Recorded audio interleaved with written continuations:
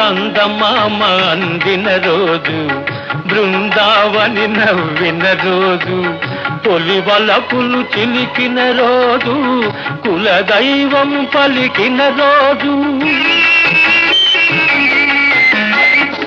చందమామ అందిన రోజు, బృందావని నవ్విన రోజు, తొలి వలపులు చిలికిన రోజు, కులదైవం పలికిన రోజు, కన్న తల్లి ఆశలన్నీ సన్నజాజులై విరిసిన రోజు.